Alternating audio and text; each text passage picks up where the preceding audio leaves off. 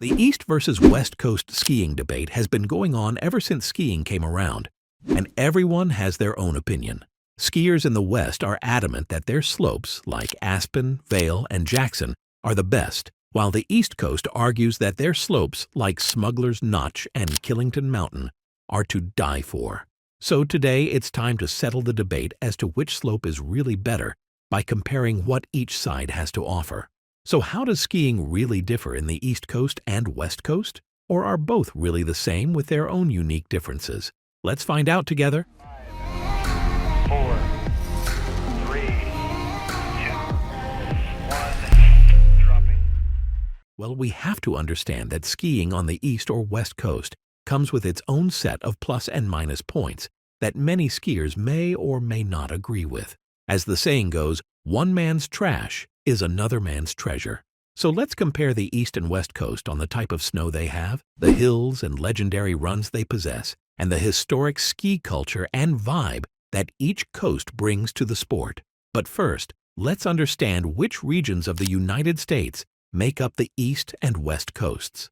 The East consists mainly of states like Vermont, Maine, and Massachusetts, while the West Coast consists of mountains in states like California, Oregon, and Wyoming.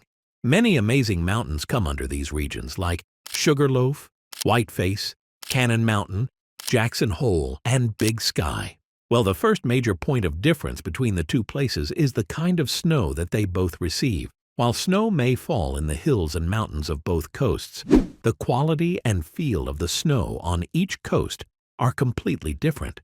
When you come to mountains like Cannon and Killington on the East Coast, you'll find that their peaks receive some very heavy snowfall through the year, especially through the ski season. The snow that falls on the East Coast is not just dense and heavy, but also very high in moisture, which causes most of the snow to melt and freeze over several times, causing the snow to become so very thick and dense that skiers joke that this sort of ice is bulletproof. This sort of snow is not ideal for beginners, but sure makes for a challenge. In comparison to the West Coast, the East Coast only receives 150 to 300 inches of snow in a year. On the other hand, mountains on the West Coast receive very dry and light snow and often form deeply formed snowpacks that make for an amazing experience for both experienced and beginner skiers. The West Coast peaks receive about 300 to 500 inches of snow that make sure that skiers don't have to rely on snowmaking services by resorts to have snow to ski on. This is why many newbies and experienced skiers who want to take it a bit easy usually kick back and tackle mountains like Aspen. There's a stark difference in the terrain and challenge presented by both of these coasts. Skiers should have a difference in the approach that they take if they don't want to be punished by these mountains. Both the East and West Coast come with their own set of challenges, and neither one is any less exciting than the other. When it comes to mountains in the East, like Killington and Whiteface, they usually have short drops but narrow, tight trails that require you to maneuver swiftly and adeptly. One wrong turn or twist could end up sending you tumbling down the face of the mountain faster than you can say the word snow. Skiing in the East is not as easy as it seems, as the icy terrain, shortage of snowfall, and quick change in the weather often make skiing a very difficult task that can only be navigated by someone with grit and determination. Skiing on the West Coast is no walk in the park either. The West Coast may not boast crazy tight turns and dense snow, but what it does have are natural open ski circuits that have drops so large that you'll be falling more than skiing. If you're able to clear the large, insane drops in front of you, the next problem that the West Coast skin runs are going to throw your way are the wide open glades and steeps that take you to your next drop.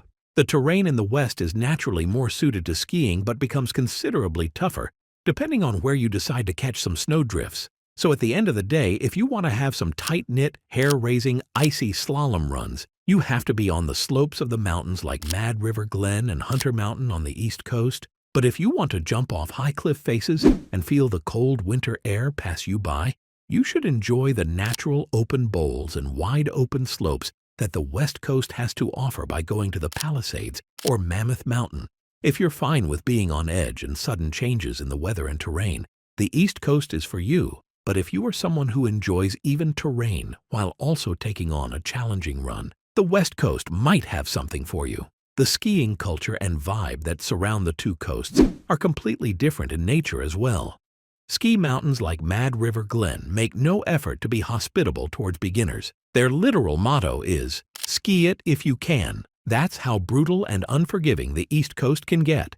And you won't find many post-skiing or après-ski activities that take away from the sport like cat skiing or zorbing here. Instead, you can grab a nice hot meal and sip on some cold beverage while you watch other skiers go down the mountains at breakneck speeds. The West Coast, on the other hand, takes a completely different approach to skiing and tries to make it as comfortable as possible for beginners while reserving some more challenging portions of the mountain for those who want to expand their horizons and for the experts who want to challenge themselves. But many mountains on the West Coast more or less commercialize skiing by making it more of an experience than a sport. Millions of dollars are usually invested into ski resorts offering only the most premium and luxurious services and equipment available. The West Coast sees a lot more traffic during the holiday season as well because of its more hospitable nature and wide variety of options available. Resorts like Deer Valley in Utah provide champagne après-ski and have luxury spas in case your muscles hurt from all the skiing that you did. Well, it's quite obvious from the skiing culture of both coasts that the pricing that each ski resort and mountain on both coasts has would be different as well. When it comes to the East Coast, you can often stay in a modest room or lodge near the ski mountain for approximately $100 a night, while staying at any resort on the West Coast would easily cost $400 and above per night.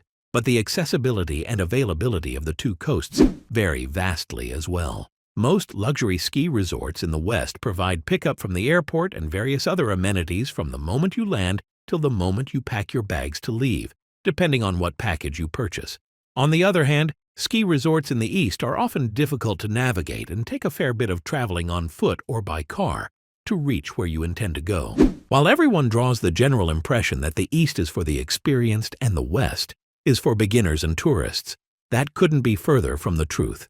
While it is true that the culture that has been fostered on each coast is somewhat stereotypical to what we know, it is not really that way. Both coasts have mountains that are both for beginners and for experts. The only real difference that lies between the East and West Coast when it comes to skiing is that each coast varies much differently in its terrain and snow quality and type. There are slopes that are ranked for beginners and experts on both sides of the coast. Some examples including Big Sky, Big Couloir, Mad River Glen, Bretton Woods, and Jackson Hole. So when it finally comes down to the East versus West Coast ski showdown, neither side can really be declared a winner, as both are catered toward different crowds and give thrills that vary from person to person.